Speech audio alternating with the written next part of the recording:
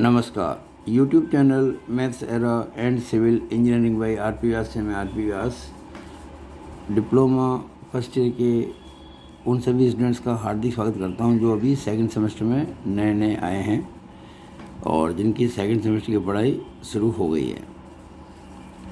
इस वीडियो में आज मैं आपको, जो कि वीडियो नंबर 1 है, चैप्टर नंबर 2 है और सब्जेक्ट है इंजीनियरिंग मैकेनिक्स कोड 2005 और चैप्टर का जो नाम है वो है इक्विलिब्रियम यानी कि साम्यावस्था।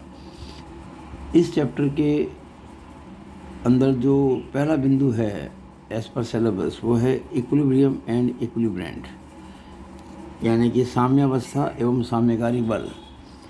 तो आज इस वीडियो में मैं बहुत ही प्रारंभिक तौर पर इन दो चीज़ों पर ध्यान दूंगा और इनके बारे में कुछ स्पष्ट करने का प्रयास करूंगा। देखिएगा, साम्यावस्था से मतलब क्या होता है। देखिए, किसी बिंदु पर क्रियाशील बलों का परिणामी बल अगर 0 हो तो हम कहते हैं कि वो सारे बल साम्यावस्था में हैं।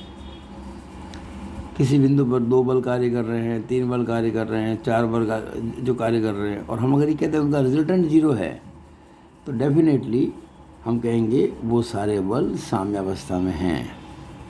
तो क्या लिखेंगे साम्यावस्था के बारे में? साम्यावस्था, यदि किसी बिंदु पर क्रियाशील बलों का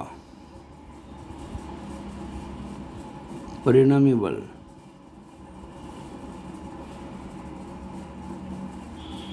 शून्य हो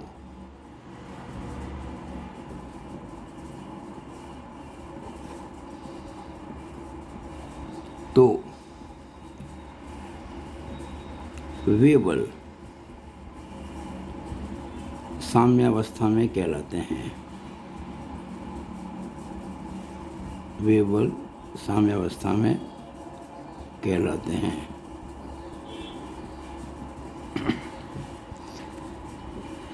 अर्थात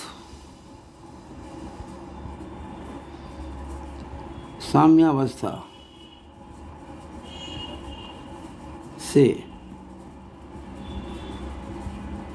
तात्पर्य है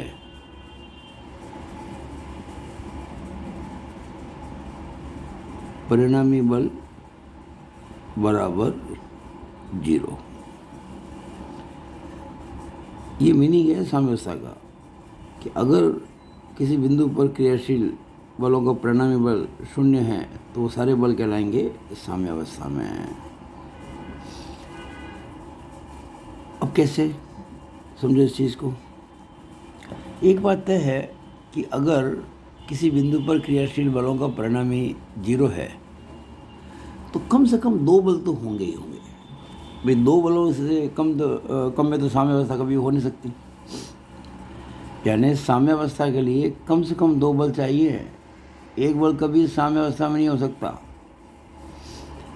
तो लिख देता हूँ, साम्यावस्था के लिए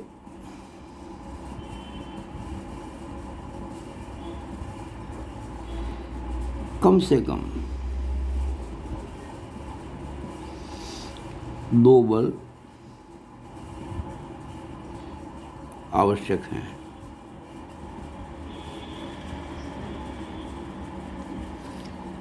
ये बात बहुत ज़रूरी आपको ध्यान रखनी, बेसिक कंसेप्ट है साम्यावस्था का, क्योंकि एक बल का परिणाम कभी 0 हो नहीं सकता।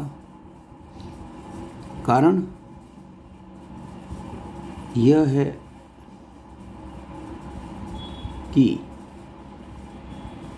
एक बल का परिणामी सदैव वही बल होगा। अरे भाई, जो बल आपने किसी बिंदु पर लगाया है उसका परिणामी, जब बल एक ही है तो परिणामी और कुछ कैसे हो सकता है? जो बल लगा वही उसका परिणामी है। सदैव वही बल होगा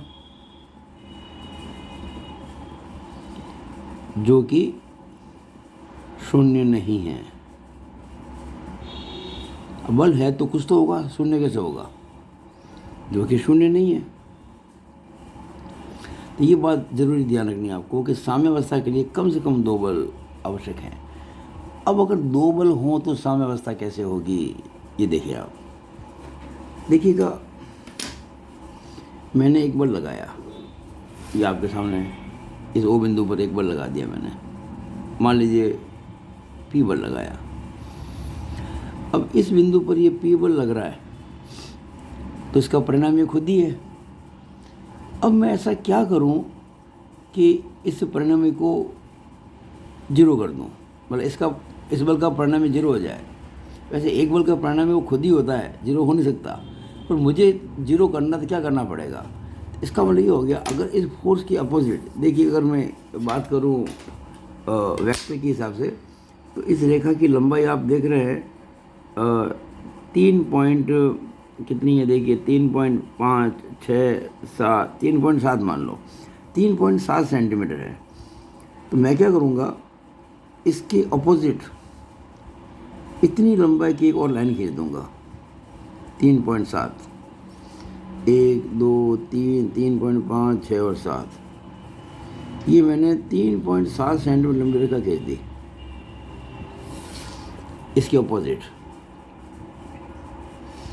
और इस बल को भी नाम दे दिया P।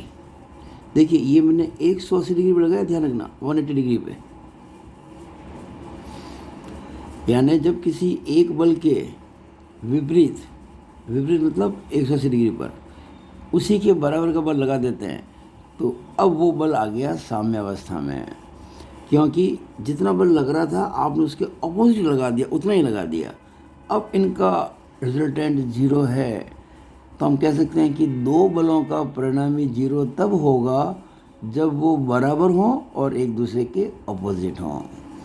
When 2 forces are equal and opposite, their resultant will be 0। तो ये 2 बलों की साम्यावस्था है, हम कह सकते हैं इसको 2 बलों की साम्यावस्था। ये 2 बलों की साम्यावस्था है। 2 बलों की साम्यावस्था तब होती है जब वो बराबर हों और एक दूसरे के ऑपोजिट हों। हम इसको ऐसे भी कह सकते हैं, अगर मैंने इसको P1 कह दिया और इसको P2 कह दिया तो मैं कह सकता हूँ कि साम्यावस्था के लिए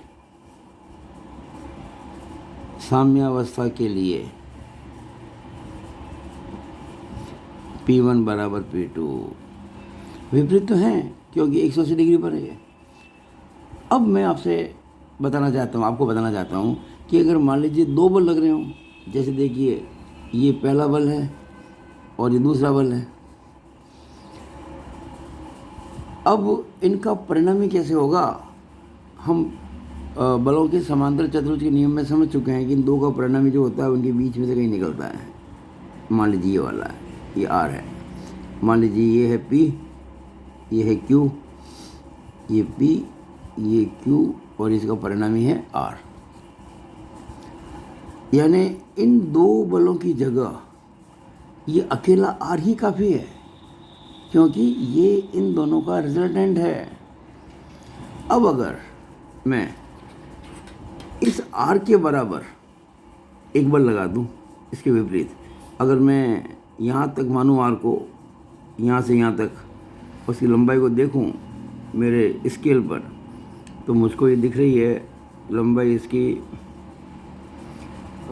2.6। अगर मैं 2.6 सेंटीमीटर लंबी रेखा खींच दूँ उस तरफ भी, इसके अपोजिट 2.6, ये 1, 2, 2.5 और 2.6, 1, 2 और ये 2.6 हो गए, ठीक है। ये मैंने एक रेखा खींच दी, ये O पॉइंट पर 2 बल लग रहे थे P और Q, जिसका परिणामी R है। अब मैंने अगर R को प्रदर्शित कर दिया, मतलब कि P और Q को लिखने की ज़रूरत नहीं है, क्योंकि R इनका रिजल्टेंट है। और R के अपोजिट मैंने एक फोर्स लगा दिया, ये वाला आर से 180 डिग्री पर, ये कितना, जितना कि आर है, यानी अगर मैं इसको मान लीजिए आर डैश कह दूं जो कि आर के बराबर है, तो अब ये हो गई साम्यावस्था। यानी आप किसी बिंदु पर जो बल लग रहे हैं उनका जो परिणामी बल होता है, उनका जो रिजल्टेंट फोर्स होता है, उसके ठीक बराबर और उसके ऑपोजिट एक बल लगा दें तो सारे बल हो जाते हैं साम्यावस्था में। और वो जो ऑपोजिट बल आपने लगाया है उसको कहते हैं साम्यकारी बल, यानी कि इक्विलिब्रेंट। तो अब देखिए मैं कह सकता हूँ कि 3 बल साम्यावस्था में, यहाँ पे देखिए 3 बल,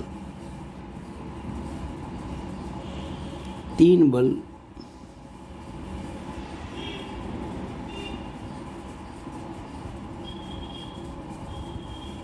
साम्यावस्था में है।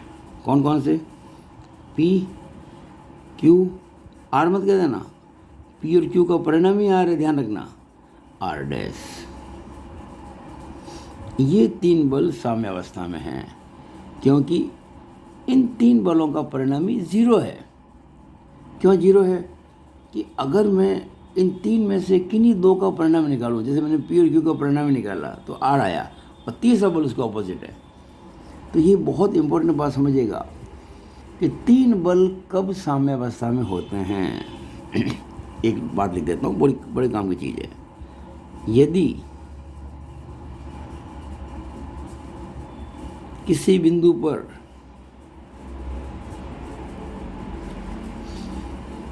क्रियाशील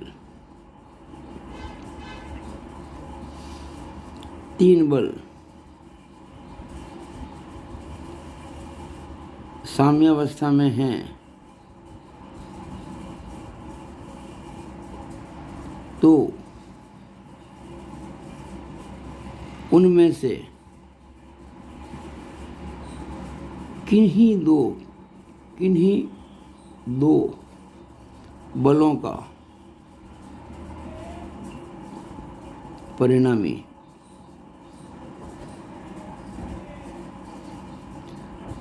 तीसरे बल के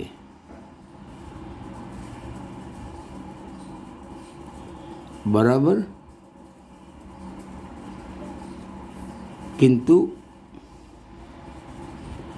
विपरीत होगा।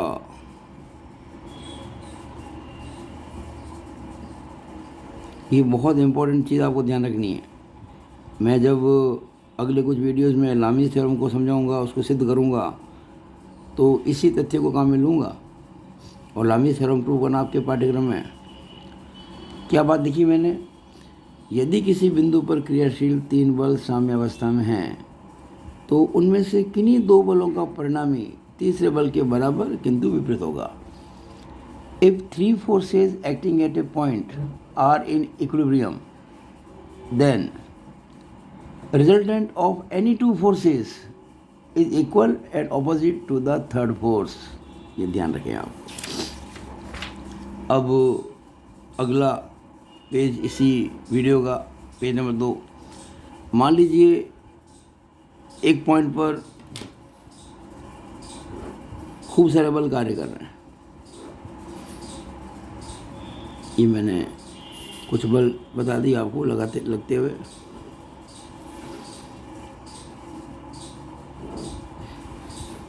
बहुत सारे बल कार्य कर रहे हैं एक ही पॉइंट पर। कितने? 1 2 3 4 5 6। P1, P2, P3, P4, P5, P6। और भाई इतने सारे बल अगर किसी पॉइंट पर लग रहे हैं तो डेफिनेटली इनका कोई न कोई तो रिजल्टेंट होगा। वो रिजल्टेंट कैसे निकालेंगे ये एक अलग विषय है, उससे अपन अलग से चर्चा करेंगे। पर मान लीजिए कुछ समय के लिए कि इन बलों का रिजल्टेंट ये है, ये है। मैंने मान लिया कुछ समय के लिए कि इन बलों का रिजल्टेंट ये है, जिसको मैंने पी नाम दे दिया। ठीक है, P नाम दे दिया। यानी जो P है ये P1, P2, P3, P4, P5 व P6 का परिणामी बल है। ध्यान देना, अभी ये बल कितने 6, 1 2 3 4 5 6 साम्य अवस्था में नहीं है, क्योंकि इनका ये परिणामी बल लग रहा है एक P। अब हम चाहते हैं साम्य अवस्था, तो जितना परिणामी बल आया है इसके बराबर लगा देंगे एक बल अपनी ओर से।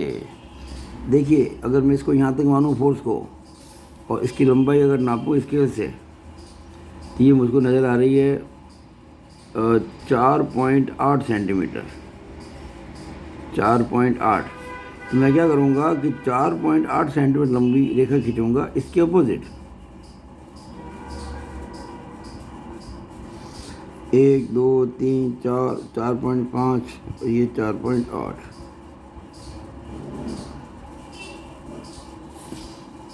ये मैंने एक रेखा खींच दी इस रेखा के ऑपोजिट 180 डिग्री पर, और चूंकि इसकी लंबाई इसके बराबर ही है, इसका मतलब अगर ये वेक्टर से शो करते हैं, सदिश से किसी बल को, ये सदिश अगर किसी फोर्स को शो करता है, तो इस फोर्स को मैं नाम दे देता हूँ, चलो कुछ समय के लिए P7 कह दिया इसको। मैंने P7 कह दिया इसको। ये P7 जो है ये P के बराबर है। इसको चाहो तो आप PR कह सकते हो, रिजल्टेंट फोर्स है ना, R1 रिजल्टेंट, तो P7 PR के बराबर है। यहाँ भी इसको PR लिख देता हूँ, PR। तो P7 जो है वो PR के बराबर है। यानी ये जो 6 बल कार्य कर रहे थे, इनका जो परिणामी था उसके बिल्कुल बराबर ऑपोजिट एक बल लगा दिया, यानी 180 डिग्री पर। ये कहलाएगा, ये जो बल आप देख रहे हैं ये साम्यकारी बल है। It is equivalent.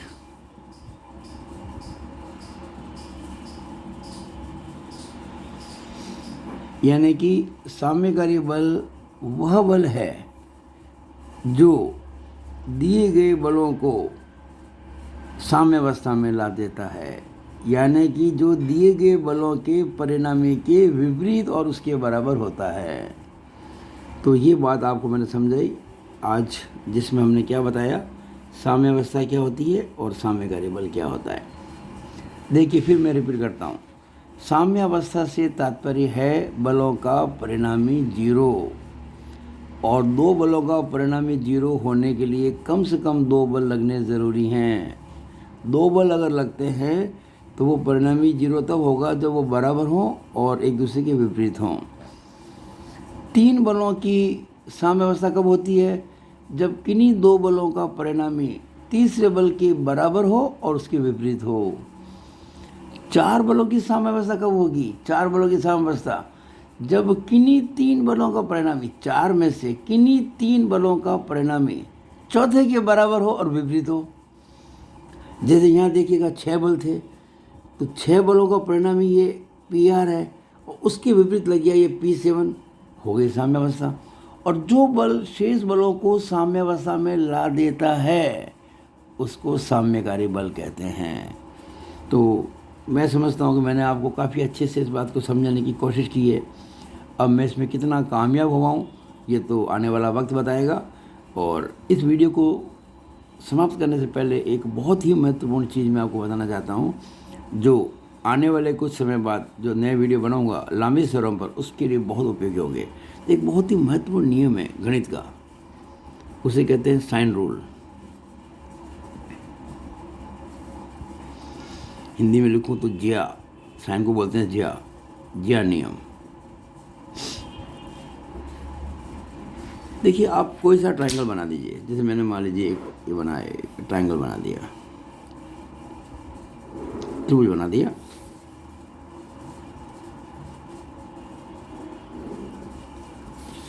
ये एक त्रिभुज लिया मैंने। आप जानते हैं कि त्रिभुज के 3 शीर्ष होते हैं, A, B और C। आप ये भी जानते हैं कि शीर्ष ए के सामने की भुजा को स्मॉल ए कहते हैं, शीर्ष बी के सामने की भुजा को स्मॉल बी कहते हैं, और शीर्ष सी के सामने भुजा को स्मॉल सी कहते हैं। ध्यान देना, ये सी कैपिटल है, ये सी स्मॉल है, ये कैपिटल ए, कैपिटल बी और कैपिटल सी ये कौन हैं? एंगल्स हैं, बल्कि शीर्ष कौन है? और स्मॉल ए, स्मॉल बी और स्मॉल सी ये साइड्स हैं, भुजाएं हैं। ये आप कक्षा 7, 8, 9 में पढ़ते आए हैं, त्रिभुजों की रचना। अब जो महत्वपूर्ण बात है वो ध्यान ही रखना है कि अगर हम ये जो भुजा है ए, इसके सामने कौन कौन सा है? कैपिटल ए, उसकी साइन ले लेंगे तो ए अपॉन साइन है, ए अपॉन साइन है बराबर बी अपॉन साइन बी बराबर सी अपॉन साइन सी। या इसको ऐसे भी कहा जा सकता है कि sine A upon A is equal to sine B upon B is equal to sine C upon C. यही जो है नियम, इसी को साइन रूल कहते हैं। इसका प्रूफ हम नहीं करेंगे, कर सकते हैं, कोई बड़ी बात नहीं, मैथमेटिक्स के अंदर आता ही है, लेकिन अभी आपके पाठ्यक्रम की सीमा में नहीं है, तो इसको समझना ही पर्याप्त है। आपको याद रखना पड़ेगा कि किसी भी त्रिभुज में भुजा जो होती है वो सम्मुख कोण के साइन की समानुपाती होती है। Every side of a triangle is proportional to the sine of the angle between the other two sides. जैसे अगर मान लीजिए मैं इसको ये कह दूं, चलो मैंने इसको कुछ समय के लिए इन तीनों को मैंने के मान लिया, सब बराबर है ना, ये के मान लिया, तो ए क्या हो जाएगा? के साइन ए। बी क्या हो जाएगा? के साइन बी। एंड सी क्या हो जाएगा? के साइन सी। अब के तो कांस्टेंट है भाई, जब बराबर है ना, ये सब बराबर है, बराबर है, ये स्थिर अचर है, कांस्टेंट है, तो के कांस्टेंट हो गया। इसका मतलब हम कह सकते हैं कि A is proportional to sine A,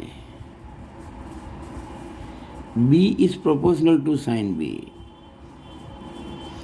and small c is proportional to sine C.